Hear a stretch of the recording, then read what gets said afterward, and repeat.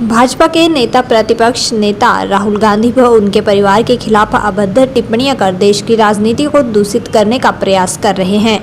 यह बात प्रदेश कांग्रेस के मुख्य प्रवक्ता प्रेम कौशल ने हमीरपुर में आयोजित प्रेस वार्ता के दौरान कही है। कौशल ने कहा कि पिछले 10 सालों में सरकार में रहते भाजपा नेताओं ने देश को धर्म जाति के नाम पर बांटने का काम किया है, लेकिन अब जब उनके सामने राहुल गांधी नेता प्रतिपक्ष के रूप में खड़े हुए हैं तो उन्हें वो उनके परिवार के बारे में अभद्र टिप्पणियां कर भाजपा के नेता लोकतंत्र की हत्या करने पर उतारू हो गए हैं। कौशल ने कहा कि जिस गांधी परिवार ने देश के लिए अपने प्राणों का सर्वोच्च बलिदान दिया, उसी परिवार के बेटे पर भाजपा मर्यादाहीन बयानबाजी कर उनकी आवाज दबाने का प्रयास कर रही है। उन्होंने कहा कि राहुल गांधी ने अपनी देश जोड़ो यात्रा के दौरान पूरे हिंदुस्तान के लोगों से मिले, जहां उन्होंने लोगों के दुख दर्द को समझा और जनहित के मुद्दों को लेकर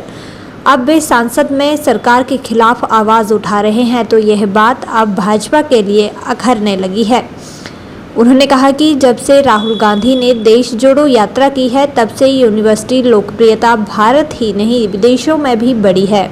उनके नेता प्रतिपक्ष बनने के बाद देश की राजनीति में नई ऊर्जा व संस्कृति का संचार हुआ है, जिससे अब प्रधानमंत्री नरेंद्र मोदी सहित भाजपा नेताओं की बेचैनी बढ़ गई है। संसद में भाजपा की मनमानी पर जिस तरह अंकुश लगा है, उससे बौखलाहट में आई भाजपा अब अभद्र टिप्पणियों के सहारे अब देश की राजनीति को दूषित करने का प्रयास कर रही है।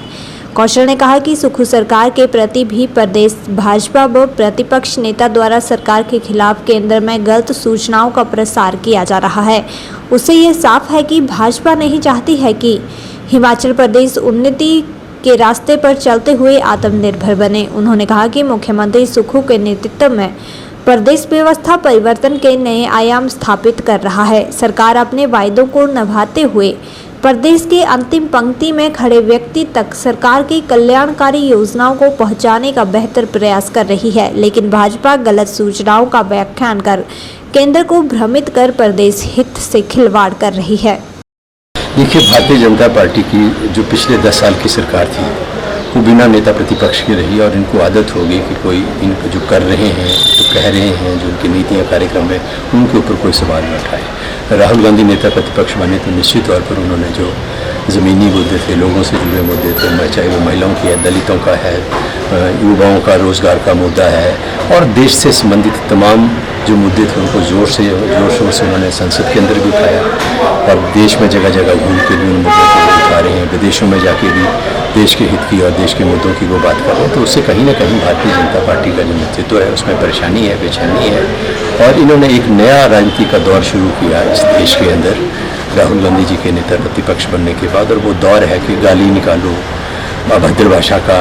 इस्तेमाल करो और हद तो तब होगी जब एक ऐसे व्यक्ति ने जो केंद्र में मंत्री है और अपना संसद का चुनाव हार चुका है, वो व्यक्ति जो है वो उस नेता को आतंकवादी कह रहा है, जिसकी दादी ने अपनी छाती के ऊपर, अपने शरीर के ऊपर आतंकवाद से लड़ाई लड़ने का खमियाजा भुगतते हुए जो है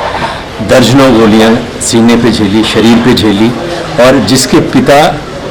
देश की एकता, अखंडता और देश की आन बान शान के लिए उनका जो शरीर था, जिसको बम से उड़ाया गया और टोकरे में डाल के जो है घर लाया गया, जिस व्यक्ति के पिता ने शहादत दी हो, जिसकी दादी ने जो है शहादत दी हो, जिसके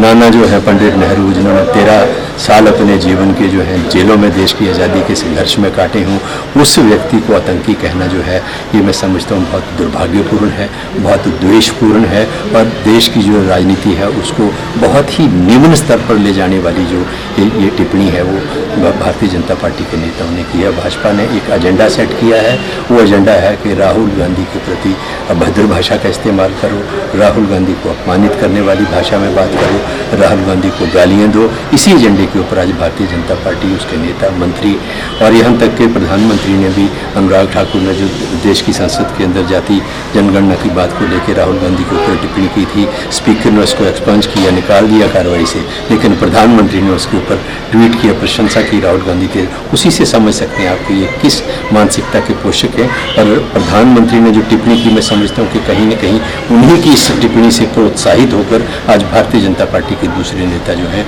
वो गाली गलौज की जो भाषा है उसका इस्तेमाल कर रहे हैं। बड़ा दुर्भाग्यपूर्ण है। जो देश है, हिमाचल है, J&K है, हरियाणा है, यूपी है, जो एक ये भारतवर्ष जो एक शरीर है उसके हम अंग हैं,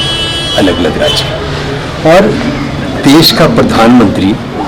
अगर किसी राज्य को नीचा दिखाकर अपना राजनीतिक हित साधने का काम करे तो ये और भी दुर्भाग्यपूर्ण हो जाता है। क्योंकि जो प्रधानमंत्री है वो पूरे देश के अभिभावक हैं, वो भाजपा के नेता हो सकते हैं, लेकिन इस वक्त वो भारतवर्ष के प्रधानमंत्री हैं। तो हर राज्य के प्रति राज्य के लोगों को और राज्य का सम्मान करना, और अगर कहीं कोई संकट है, कोई ऐसी परिस्थिति है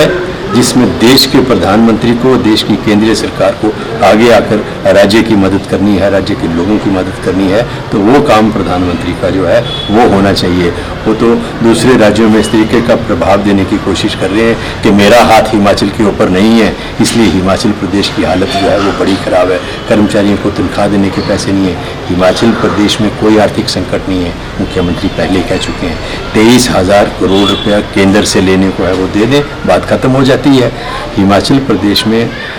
विषम आर्थिक परिस्थितियों के बावजूद जो है वो ओवरड्राफ्ट की स्थिति नहीं आई। महज कर्मचारियों की पहली की बजाय 5 तारीख को जो है 1 महीने की तनख्वाह दी गई है, और उसमें भी कर्मचारियों की तरफ से कोई ज़्यादा प्रश्न चिन्ह नहीं लगा। भारतीय जनता पार्टी के लोगों ने उसको मुद्दा बनाने की कोशिश की। तो मैं समझता हूँ कि किसी भी जो देश का प्रधानमंत्री है, उस देश के प्रधानमंत्री जो है वो पूरे देश के एक